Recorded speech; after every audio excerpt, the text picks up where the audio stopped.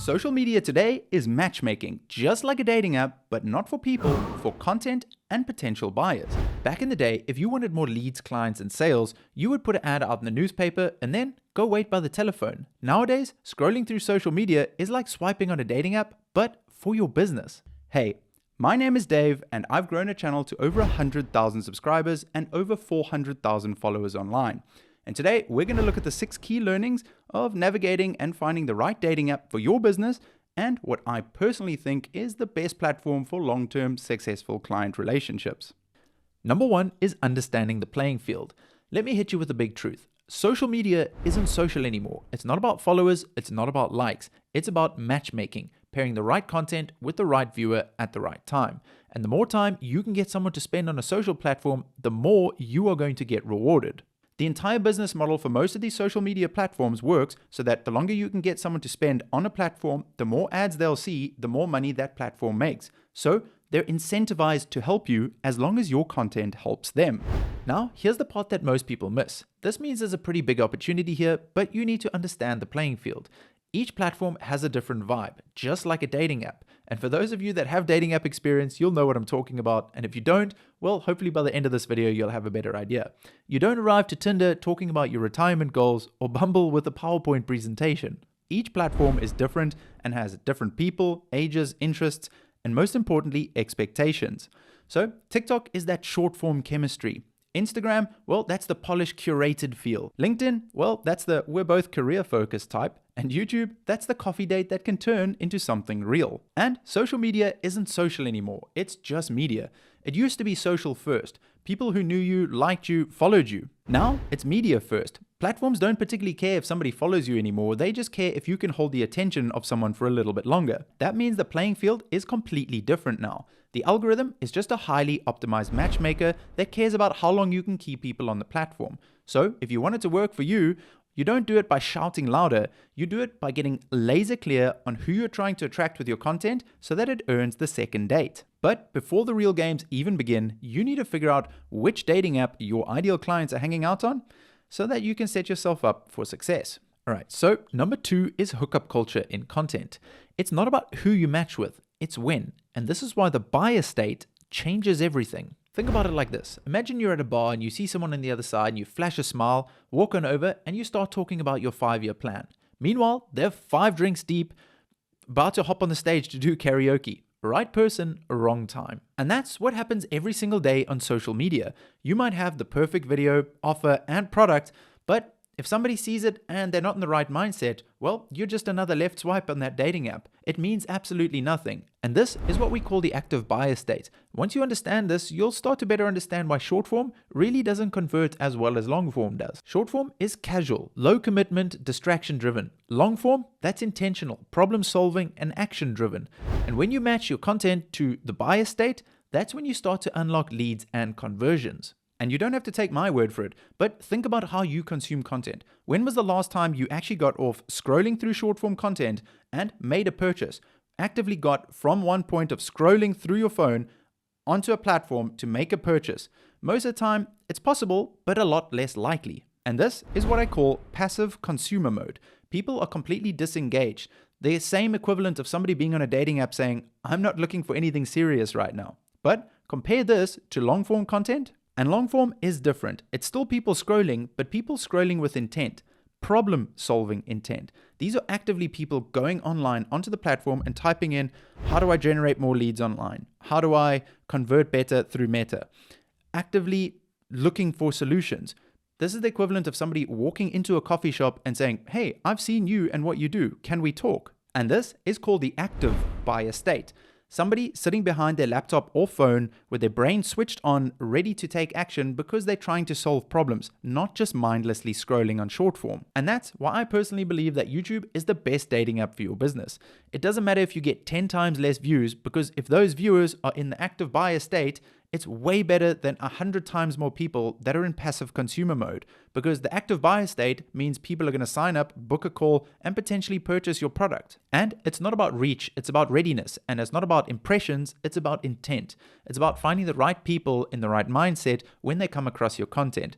Because On the dating app, that's the equivalent of swiping and something turning into a real relationship. And now that you understand when people are most likely to match, let's talk about how to set your profile up for success. All right, so moving on to section number 3, building the perfect dating profile. Every time you upload a video, it's essentially updating your dating profile. It's a signal to the platform telling people who you are, what you do, and what you're trying to attract. And this is where most people mess it up.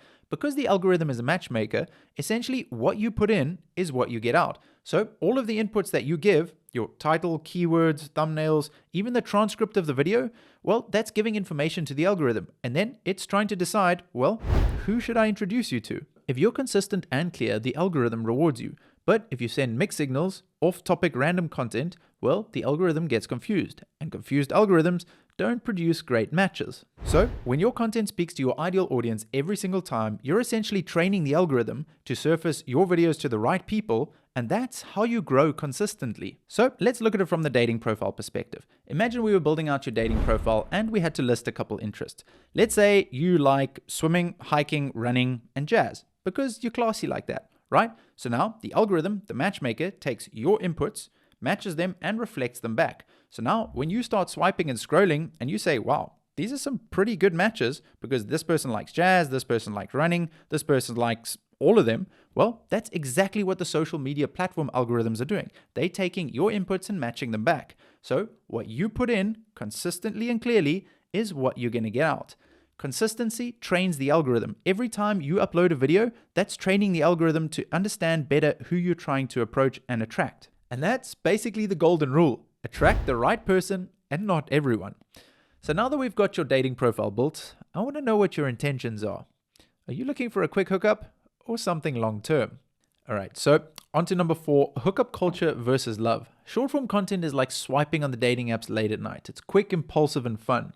Long form content, that's intention, like a coffee date that can turn into something real. And here's where most people get it wrong. Using short form to try drive traffic to a long form, you'd think it's pretty smart, right? Cut up a YouTube video, post it on the short form platforms, and drive that traffic over to get them to watch a long form video. Well, here's the catch. Those two energies don't mix. I've seen this mistake sink great content. You see, the problem is that when you send someone from scroll mode to story mode, they bounce. And that bounce sends the worst possible signal to YouTube that this video isn't good. And if you want your long form to grow organically, well, you can't sabotage it with the wrong kind of traffic. So imagine it like this. Imagine somebody scrolling on short form content and they see your snappy 10-second clip. So they hop over to your long form expecting more dopamine. Meanwhile, they land on a 12-minute deep conversation. That's like pulling somebody out of a nightclub straight into a candlelit dinner. They're gonna bounce, and fast. And that kills your video's retention before it ever even had a chance. All right, just to recap here, short form content is like the bar flirt. Low commitment, casual. Long form, that's the coffee date. That's the real date, something that can turn into love down the line. And those two energies don't match. So what's the play then? Don't force it. Don't try to mix the two. Let your long form grow organically by itself. It will take a little bit longer, but when that finds its audience, it's going to find it for the right reasons. And just like in real life, here's the plot twist that most people don't see coming. Getting catfished by fake profiles. Imagine opening up your dating app and suddenly every single profile looks perfect.